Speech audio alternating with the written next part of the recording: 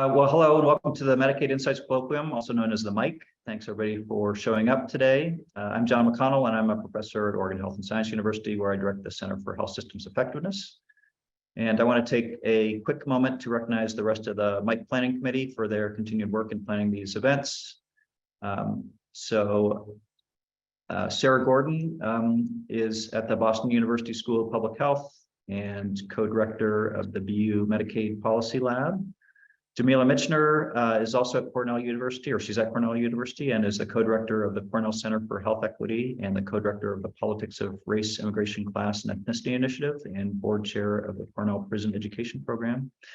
And Will Shapiro is assistant professor in the Division of Health Policy and Economics and of the Department of Population Health Sciences at Joan and Sanford Weill Medical College of Cornell University, so also from Cornell. So today I have the pleasure of introducing Laura Wherry. She's an assistant professor of economics and public service at the NYU Wagner Graduate School of Public Service. And I've been a fan of Laura's for quite a while. She has been a master of leveraging the natural experiments presented by the ACA and other experiments, mostly focused on Medicaid. And you can kind of trace an interesting development here with some high-profile papers beginning in 2016, some work in Annals of Internal Medicine and New England Journal of Medicine with Sarah Miller, looking carefully at Medicaid coverage and Medicaid expansions, finding that Medicaid expansions were associated with higher rates of insurance coverage, improved quality of coverage, increased utilization, higher rates of diagnosis of chronic health conditions. In a 2018 paper in the Review of Economics and Statistics, also with Sarah Miller, Robert Kessler, and Bruce Meyer, she looked at the long-term effects of Medicaid, demonstrating that more years of eligibility for children was associated with fewer hospitalizations later in adulthood. There's a great paper, 2021 paper in the Quarterly Journal of Economics with Sarah Miller and Norman Johnson, looking at mortality effects and finding that the 2014 Medicaid expansion, as more people got Medicaid coverage, that was associated with a 9% relative reduction in mortality for older adults. So comparing states that expanded Medicaid to those who didn't. I really love this paper, asks a simple question that lots of people were curious about, presents the analysis in a really clear way, but lots of rigor there, doing all sorts of things around difference of difference, checking for trends, and really trying to explain why she's seeing what she's seeing. So wonderful work there. So naturally, all of this work meant that we thought Laura would be a great fit for the MIC, and we're so excited to have her here today. She has a nose for interesting questions, and so today's question combines a few things that are particularly timely, prenatal and postpartum care, a lot of questions around that, and looking specifically at questions around immigration. So she's going to be tackling that topic today, and she's going to look at federal and state policies that impact eligibility, access, and care for immigrants who are pregnant or recently postpartum in Medicaid programs, as well as present research and findings on how state expansions in Medicaid eligibility have impacted the lives of new and expectant parents. So please join me in welcoming Laura, and Laura, go ahead and take it away. Oh, thank you so much, John, for such a generous introduction. I am absolutely thrilled and honored to be here. I'm a huge fan of this series and any opportunity to talk Medicaid. So with that, let me kind of get started. I'm just going to share my screen. Hold on. All right, so today I want to talk about the Medicaid program and eligibility for immigrants who are either pregnant or recently postpartum. I think that, at least for me, this is a really difficult and complex sort of policy area to understand within the context of the Medicaid program. So what I'd like to do is walk through different federal and state policies that determine eligibility for this population. And then I'm planning to talk a bit about a new study by myself and my collaborator, Sarah Miller, who you just heard in the intro. I've been fortunate to do a lot of work with. She's wonderful. Where we're evaluating a state effort to include all low-income immigrants in their Medicaid program, regardless of immigration status. And this is an effort that occurred in the state of California. I'm going to talk about our study that assesses how this affected use of medical care during pregnancy and infant health. I'll also talk a little bit about other research on this topic that I'm familiar with. And then I'll end with some discussion of what I think we still really don't understand so well about eligibility for immigrants and what I think are some important next steps for researchers, policymakers, and practitioners in order to sort of gain some understanding in these areas. Okay. I wanted to get started by just providing some simple facts to motivate this topic. So I pulled down the most recent year of vital statistics data in the US, which is for births that occurred in 2021. And you could see in this year, 21% of births were to an immigrant person giving birth. So that's about 1 in 5 births. And importantly, these children who are born in the US are US citizens by birthright. Under federal law, pregnant immigrants who have low incomes qualify for Medicaid coverage to pay for labor and delivery services under the emergency Medicaid program. That's something that has been in place and been true since the 1980s. And according to the vital statistics data, Medicaid paid for the delivery of nearly half of these births to immigrant people in 2021, so 47%. And that is higher than the rate of Medicaid payment among births to non-immigrants, which was 39%. So Medicaid is very present in the delivery of these births. However, eligibility is restricted for immigrants to receive Medicaid-funded prenatal and postpartum care. Many immigrants do not qualify for traditional Medicaid pregnancy coverage that includes medical care before and after birth.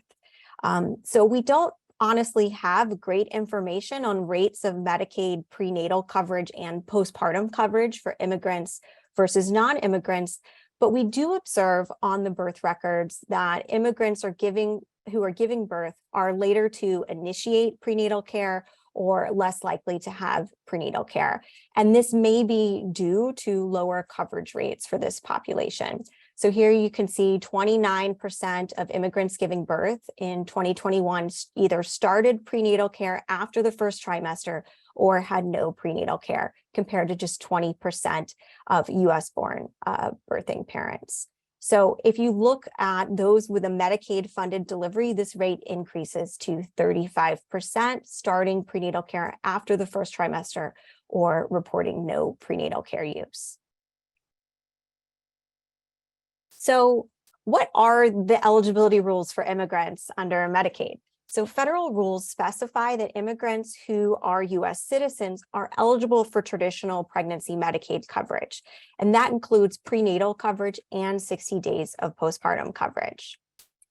Federal rules also specify that certain non-citizens who meet the definition of qualified and have this qualified status for more than 5 years are also eligible for traditional pregnancy Medicaid coverage.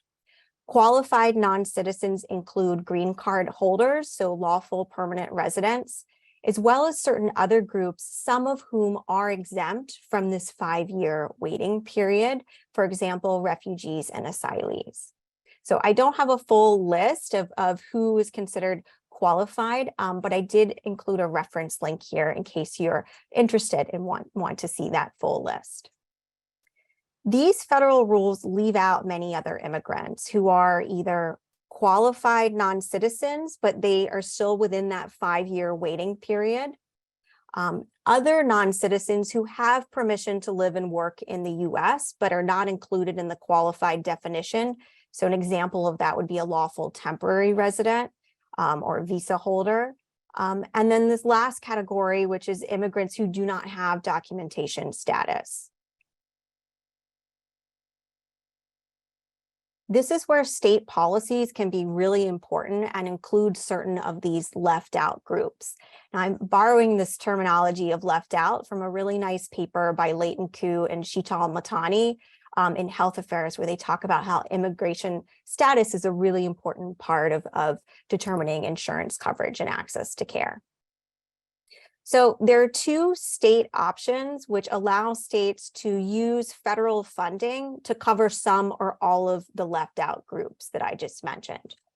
First is the CHIPRA option. It's named after its creation in the Children's Health Insurance Program Reauthorization Act of 2009. This option allows states to cover qualified non-citizens who are in that 5-year waiting period and not eligible for Medicaid. It also broadens eligibility to lawfully residing non-citizens. This includes most other immigrants with documentation, but this option still excludes undocumented immigrants.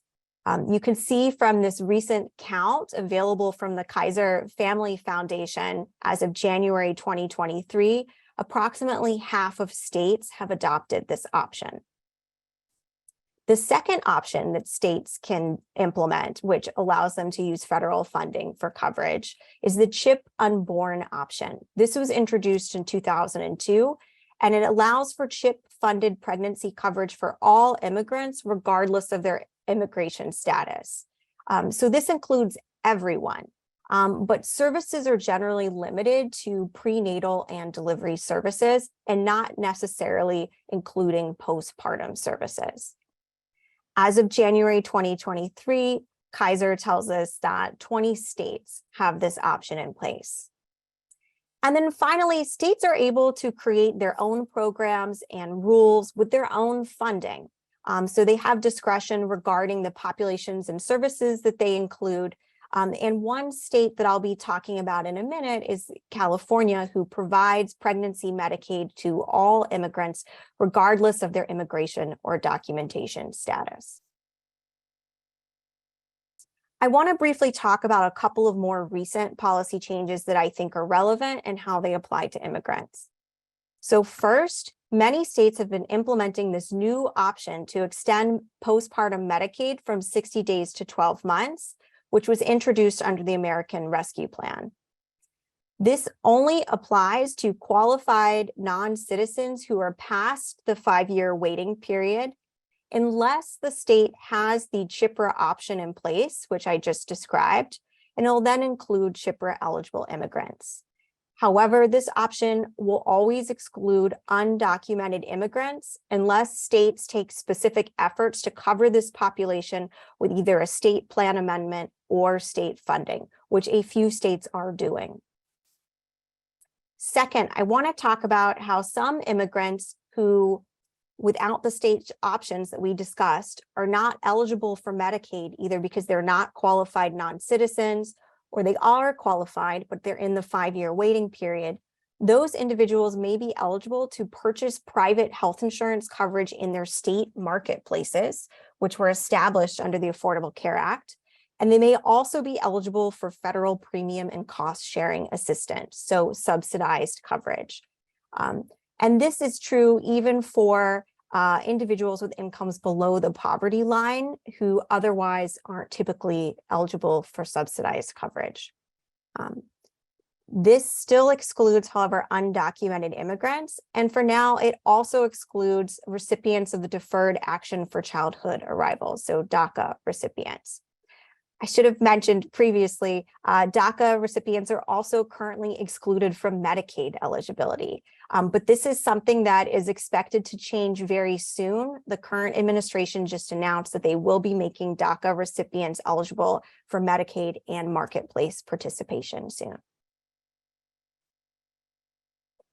So I think that was a lot to absorb. And so I put together a sort of cheat sheet here. So just to summarize, citizens and non-citizens who are qualified and had qualified status for at least 5 years are eligible for traditional Medicaid pregnancy coverage. Other lawfully present immigrants are eligible to purchase health insurance in state marketplaces with federal subsidies. In addition, states have the option under CHIPRA to cover qualified non-citizens who are still in their 5-year waiting period and other lawfully present immigrants with federal funding under Medicaid and CHIP.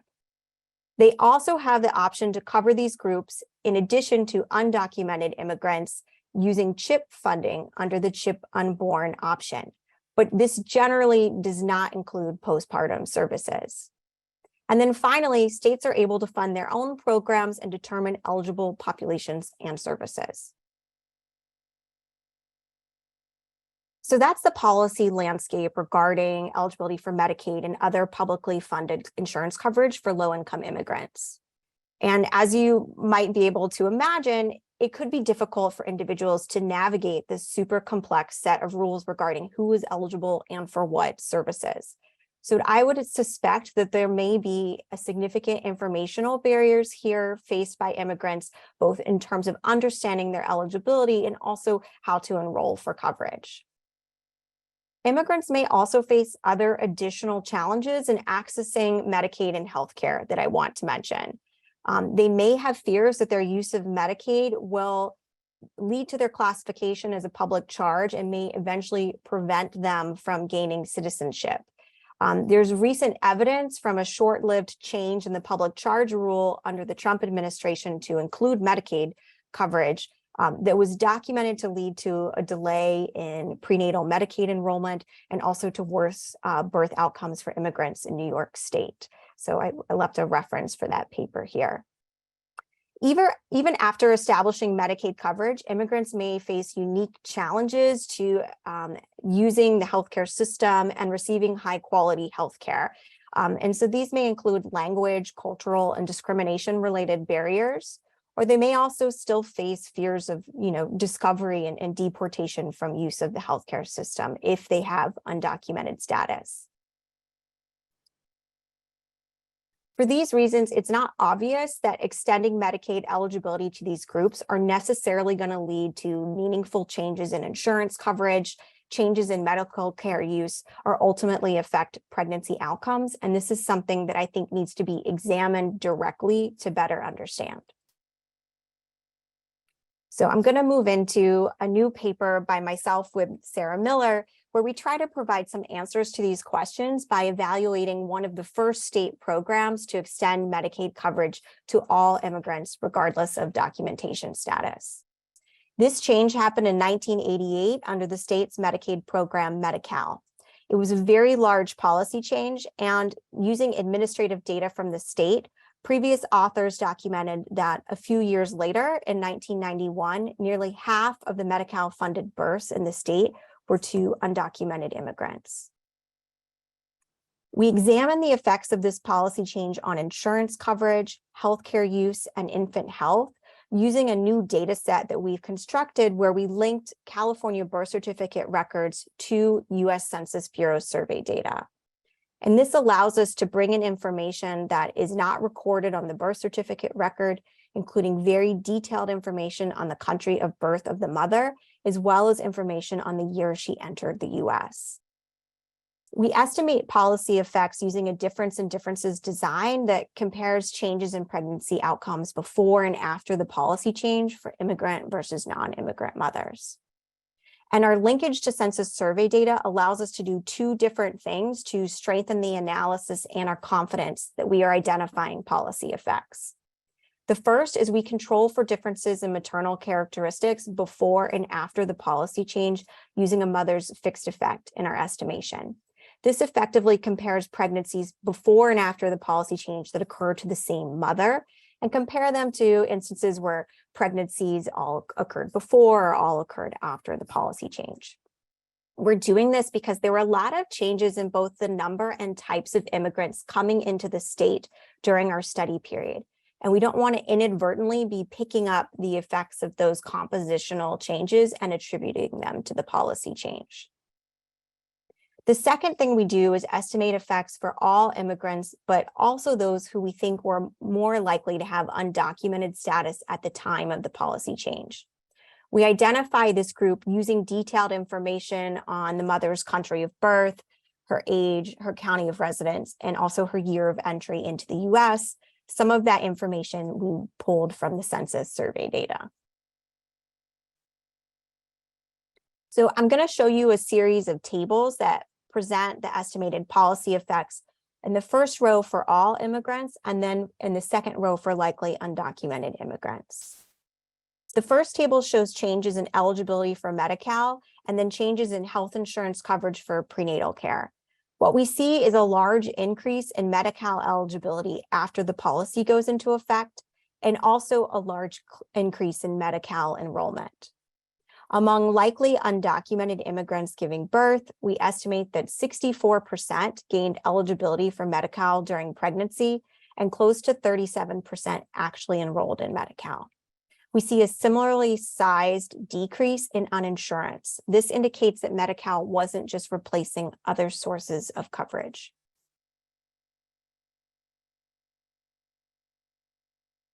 We next look at medical care use during pregnancy and at delivery. We see evidence of an increase in any prenatal care use, increased use of prenatal care in the first trimester. We also see increase in the average number of prenatal visits during pregnancy. We find that immigrant women are more likely to give birth in the hospital after this policy goes into effect, and they were also more likely to have their birth delivered by a doctor. And we find no evidence of changes in rates of C-sections. So I'll talk more about interpreting the magnitude of these estimates in a couple of slides. Finally, we look at changes in infant health at birth. We find an increase both in gestational length and in birth weight. We also find a decrease in the incidence of small for gestational age. That's when an infant is below the 10th percentile in weight for a given gestation length. So how do we interpret the magnitude of these findings? In our paper, we can combine our estimates of the change in Medi-Cal coverage with the estimates of changes in healthcare use and health that I just showed you. And we do this in order to calculate the implied effects for immigrant women who were newly enrolled in Medi-Cal under this policy. And the calculations indicate that these newly enrolled women were 7% more likely to use any prenatal care, and that their number of prenatal visits during pregnancy increased by about 5.5 visits on average. Furthermore, we find that this increase in coverage and utilization was accompanied by higher birth weights of 130 grams on average, longer pregnancies, and a decrease in the incidence of small for gestational age of about 5 percentage points, which is a large change relative to the baseline rate for all immigrants. We spend some time in the paper further exploring the mechanisms behind this to the extent that we're able to with our data.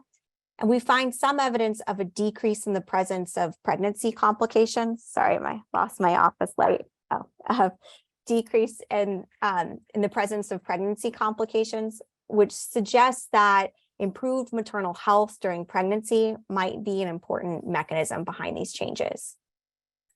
We also found some evidence of an increase in the birth rate among immigrant women, which may reflect either better maternal and fetal health and more successful pregnancies that end in live births, or it could also reflect behavioral changes if more women decide to give birth under this policy. While we can't disentangle those two, we do some calculations in the paper to show that this change in birth rate is not large enough to explain the changes in infant health that we're seeing. So it strongly points to there being other mechanisms that are important, such as improved maternal health during pregnancy.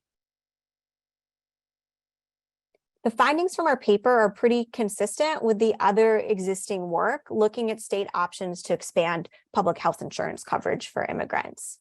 So 2 papers examine state adoption of CHIP Unborn and CHIPRA and find evidence of improved prenatal care utilization. One of these papers finds earlier initiation of prenatal care. Both find evidence of increases in the adequateness of prenatal care received. And one of these papers also finds evidence of an increase in the number of prenatal visits and the likelihood of any prenatal care received. There's also some evidence already that there may be improvements in infant health. One paper by Dr. Jonas Swartz and colleagues examined expanded prenatal eligibility for immigrants in Oregon, including undocumented immigrants, and they found evidence of improvements in infant health using Medicaid claims data. Specifically, they found a decrease in infant mortality and a reduction in extremely low birth weight, so less than 1,000 grams. I should say that the other 2 papers that I already mentioned also looked at infant health, and they were using national vital statistics data, and they were unable to detect changes. One difference may be that those data sources don't allow researchers to zoom in on the affected population, as they do not have information in the data on immigration status, just whether the birthing person is an immigrant or not. So this can leave you looking for effects at the population level when maybe just some subgroup was affected by the policy change. In contrast, the paper by Swartz et al. Is able to infer whether an individual is undocumented or not, given their use of emergency Medicaid. And then finally, I'd say we know even less about the implications of Medicaid eligibility for maternal health. The best evidence in this area that we have to date, I think, also comes from Oregon's expansion. Here are a few papers led by Dr. Jonas Swartz and also Dr. Maria Rodriguez, examine expansions in prenatal or postpartum eligibility for undocumented immigrants in the state, and find some pretty compelling evidence of greater use of medical care, including treatment for diabetes and use of postpartum care and contraception, as well as some evidence of better detection of complications and high-risk conditions during pregnancy.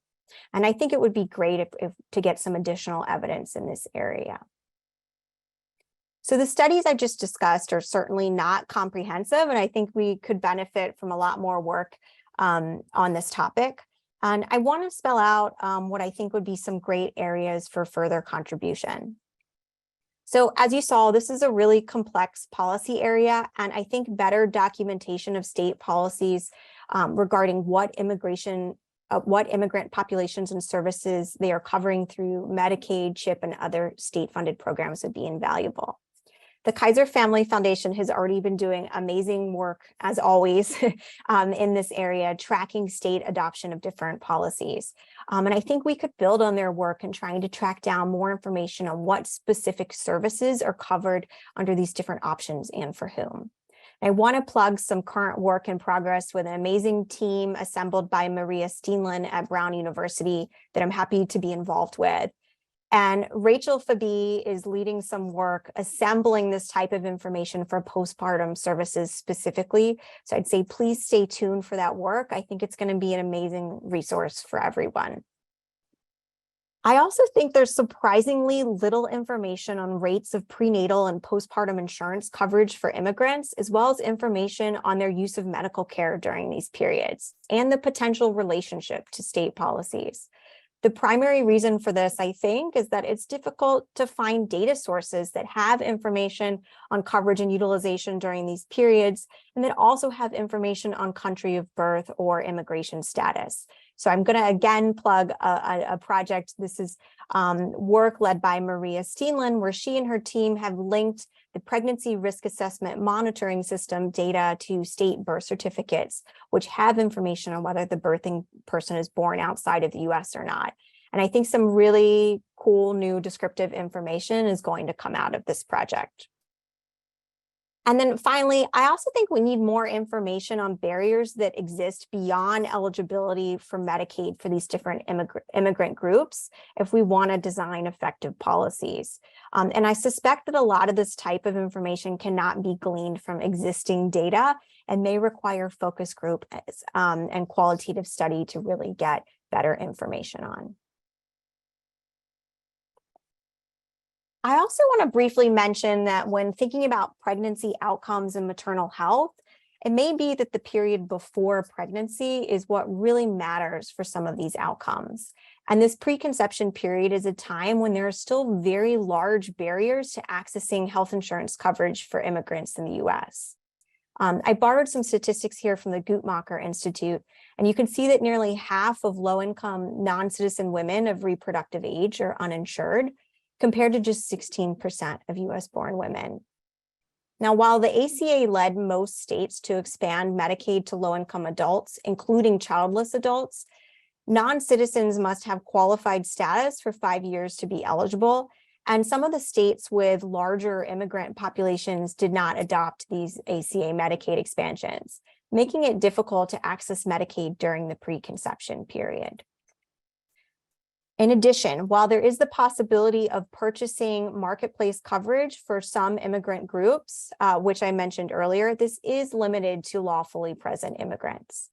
So I think this is an area where we're going to see additional attention as more people are accepting that preconception health is very important for pregnancy outcomes, and we may see further policy changes.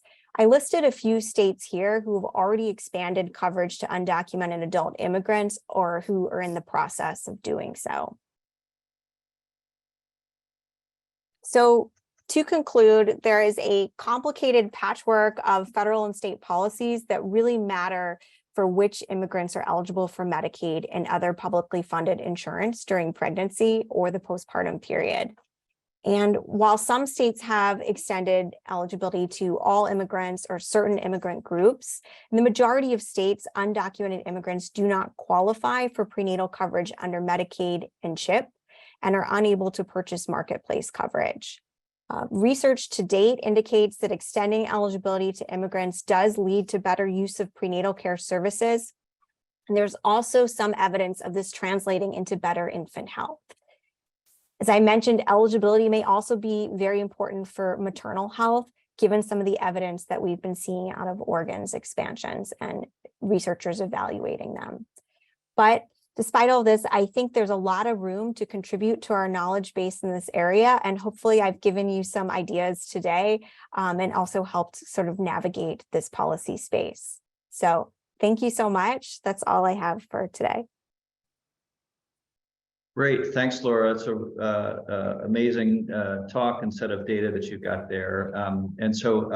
Yeah, I want to have some time for questions. I've got some that came to me through various channels, but we've got one in the Q&A, and I encourage anybody else who's got questions for Laura to put those in there, and we can ask them to her. But so the first one is from Diana Robles, and I'll just read this as she wrote it. She says, I'm a clinician in high-risk obstetrics, and a large proportion of my patient population are immigrants. How do you think clinicians can support policy change in your research for this patient population?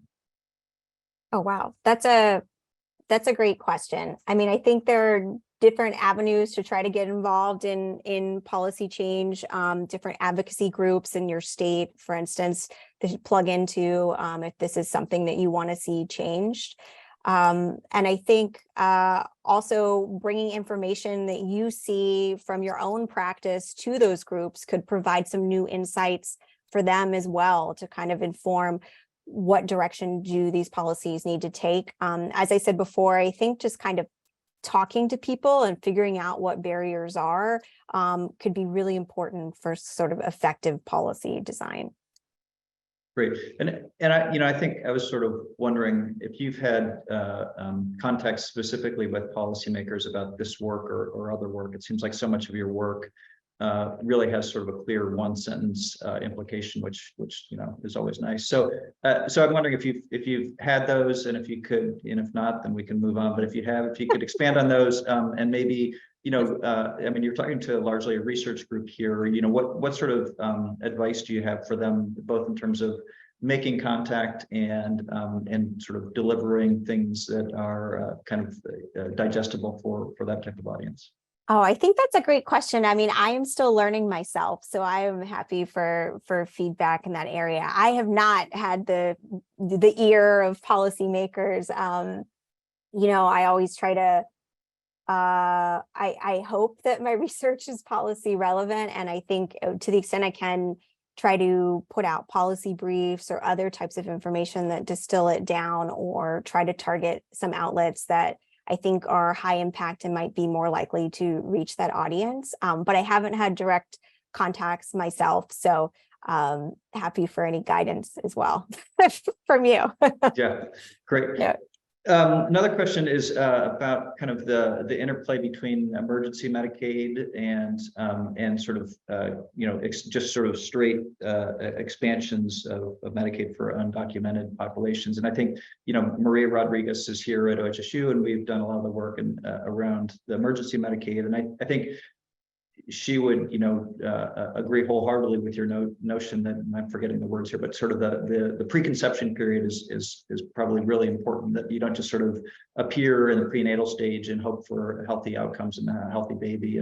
And so some states, have kind of played with that kind of the expanding prenatal care, postpartum care for emergency Medicaid. I'm not sure exactly, if it's just California that's sort of kind of moving on sort of larger expansions for the not just around emergency Medicaid, but for the population that it would serve. So help us understand kind of where that is or what that might look like. Yeah, I mean, I think that issue is even broader than the immigrant population on Medicaid. From my perception, Medicaid policy has really been more limited and focused on what happens once an individual is pregnant, and has, for the most part, sort of ignored this preconception period. And some of that's changing under the Affordable Care Act with the Medicaid expansions for low-income adults, regardless of whether they have children or not. And that definitely affects access to care during the preconception period. But I don't think sort of preconception period was a motivation for that policy that I'm aware of. And as I, briefly mentioned in the talk, that is going to exclude a lot of immigrant groups. And so I think I'm hopeful that there is kind of more acknowledgement that many of the conditions that affect pregnancy outcomes are things that start many years later and need to be treated or managed in order to really improve maternal and infant health. And clearly the US is doing worse in those domains than we would like to be when we compare to sort of other high income countries. And so I'm hoping that that's the direction that things are moving. And my hope would also be that we consider all populations, and that includes immigrant populations.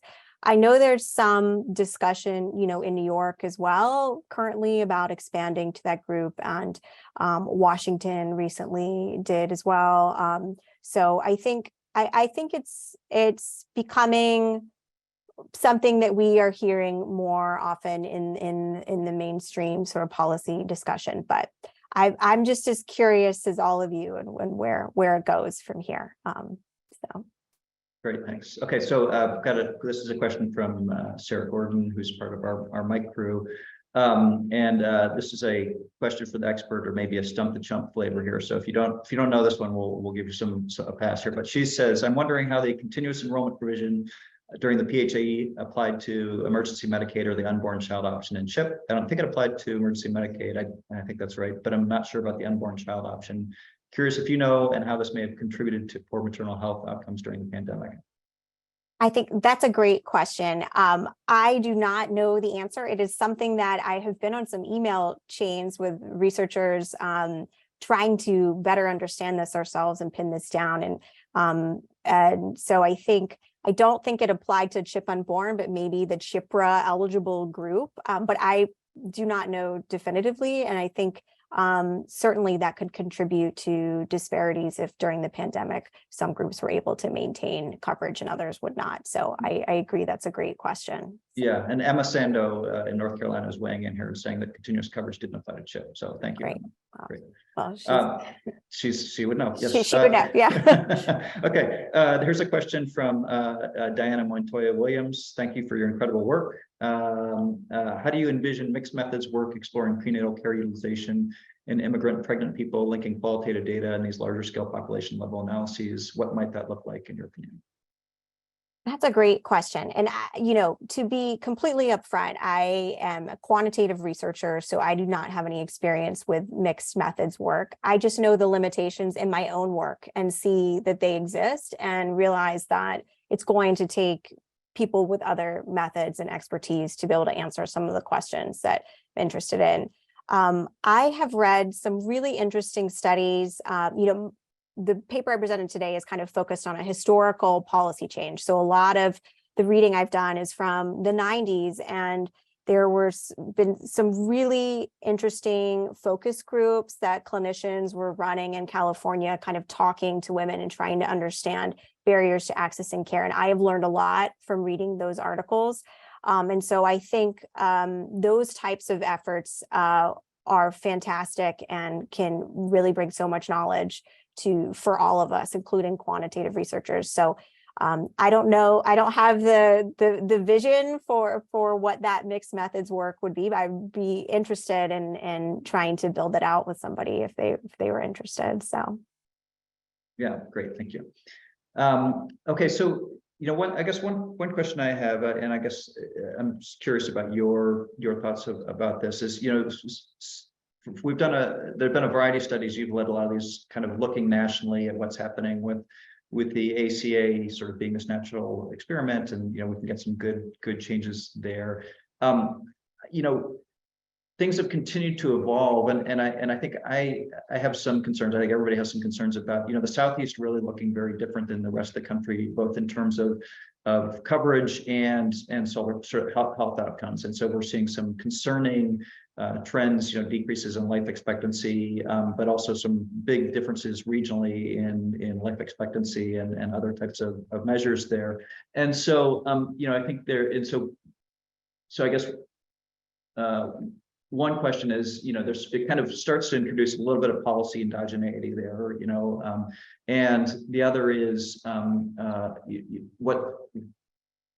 what sort of, if this is the area where kind of the biggest gains are to be had from policies that might improve life expectancy or well-being or something like that, what's sort of on the front of your wish list or research questions? Or have you started to think, maybe my question is, have you started to think about kind of that bifurcation in outcomes and policies in the US, and if so, what's your thinking on that? Yeah, you're gonna get some hard questions here, but I know.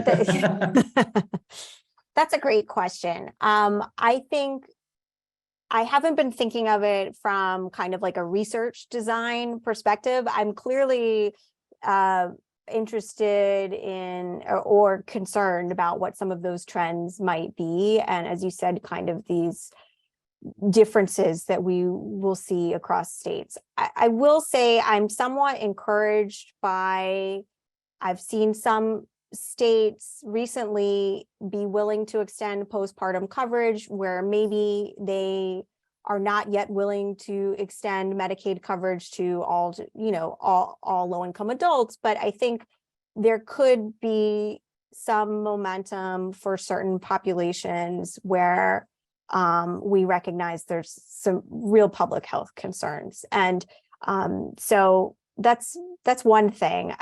I'm interested in what other policies might be introduced to provide access to health insurance coverage and care for people who live in those states, if their states do not want to undertake these Medicaid policies. I think there has been some discussion about allowing states to give a private option using Medicaid funding or other types of creative policies that could maybe there be more agreement on. I would love to see more kind of discussion in that area and creativity kind of brought to this problem. So I don't think that answers your question. It's not an easy answer for that one. Yeah. No, just looking for insights. So thanks for sharing those. Yeah. Here's another question from Sarah Gordon. She says, I was also interested in the findings on prenatal care you presented, driven primarily by an increase in visits. 5.5 is a huge effect and relatively smaller increase in the proportion of people with any prenatal care visits. Do you think this is because most people already got some prenatal care, so you primarily see the increase in visit, or do you think it just didn't have a large impact on those who got no prenatal care? Yeah, so I probably walked through those findings a little too quickly, but I think that's a great question. And what I should have shown on that slide is most of these women were already receiving any prenatal care. And I don't know what that looked like exactly, whether that was something received at a public health clinic or whether, a visit to the emergency department counted. I don't know what was met that classification, but on the birth certificate record, I think about 98% of immigrant women before this policy change were already receiving any prenatal care. So at least one prenatal care visit. And so where we see the changes are really in the number of prenatal care visits, and we see a very large change there. So we do see some increase in any prenatal care use. but it's over such a very high baseline.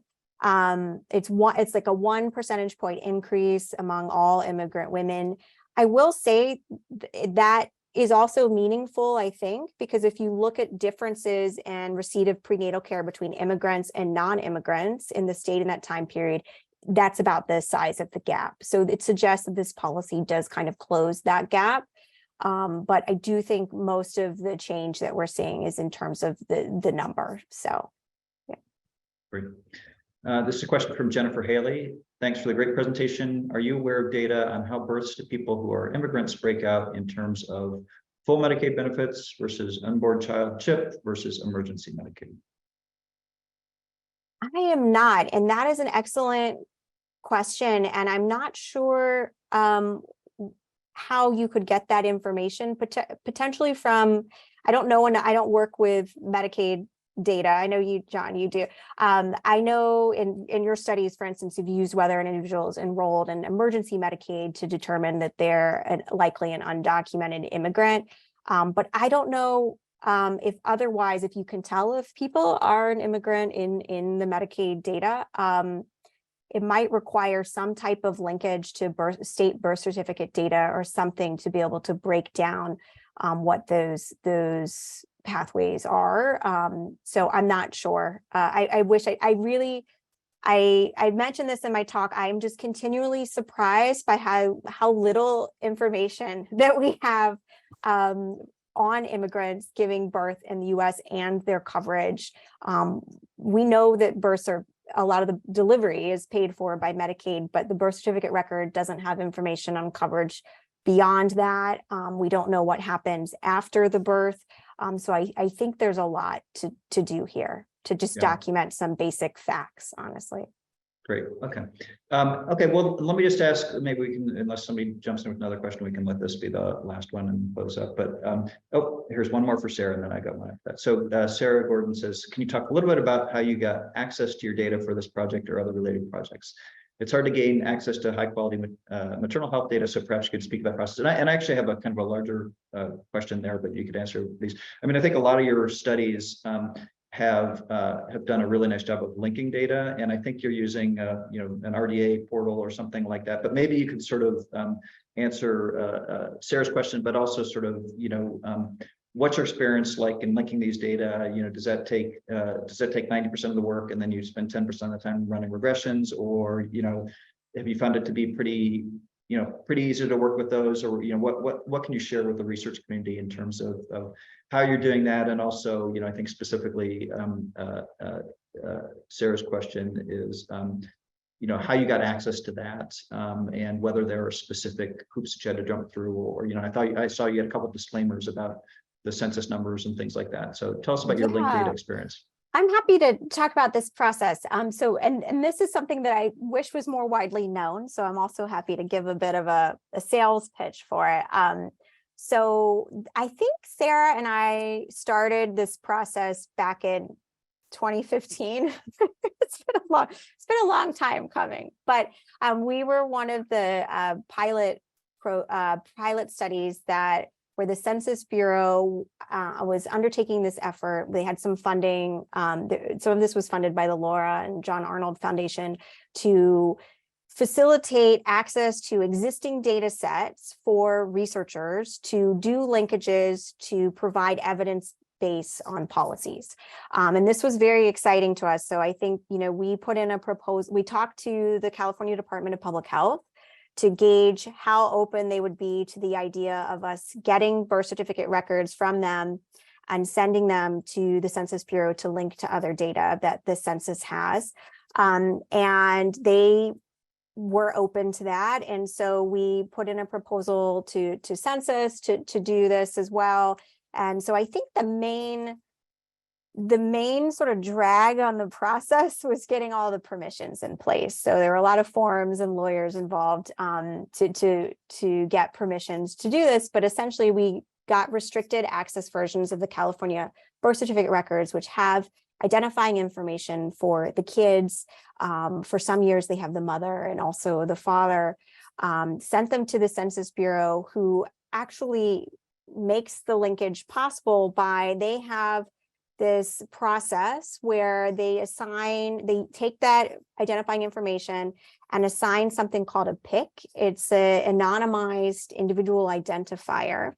And then they delete all the identifying information from the data. So it's the data sets we're working with are de-identified. And once it has this PIC, we can link it to other data that they have in their infrastructure that has gone through the same process. So for this paper, we're using census surveys. We are working on a follow-up, or we're kind of working on revising this paper to look at even longer term outcomes for the kids.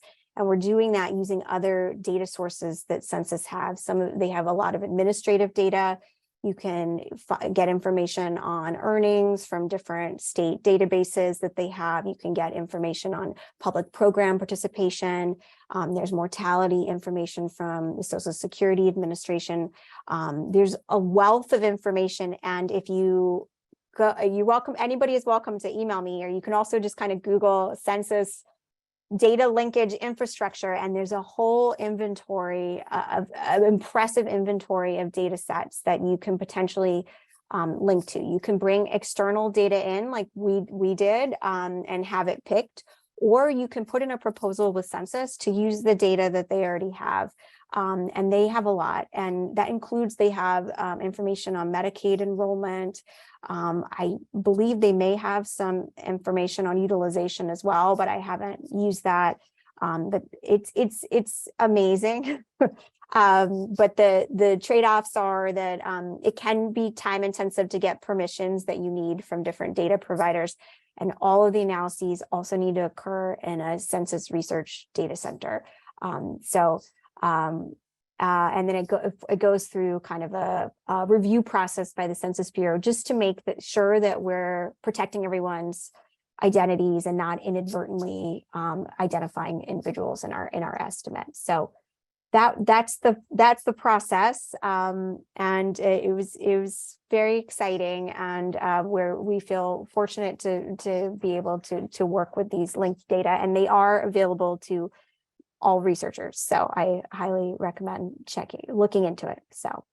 All right. Well, that's a great tour of what I'm sure was a lot of work there. So thanks for sharing that. Well, thanks so much, Laura, for being willing to present this work. It's really great, and you've done so much wonderful work on Medicaid, and so it's great to see this recent work and take some questions. So really appreciate that. I want to thank everybody else here for joining us for today. We're going to follow up with a very brief 2-question survey about the session. We're trying to set these up so that they're as useful and to you as possible. And then we've got the next one is on June 21st, and this is going to be kind of a group effort where we're featuring the Medicaid Data Learning Network, and that's a group that I'm part of, that Sarah Gordon's part of, that Will's part of, that has tried to pull together some lessons from the national TAF Medicaid data, so we can show you what we've learned there. So RSVPs will open up soon, so don't forget to sign up for updates by joining the Mike community on the series website, and that's MedicaidInsightsColloquium.com. Thanks again to Laura, and thanks for everybody for showing up, and hope that everybody has a great Wednesday. We'll see you soon. Thank you so much. Take care, Laura.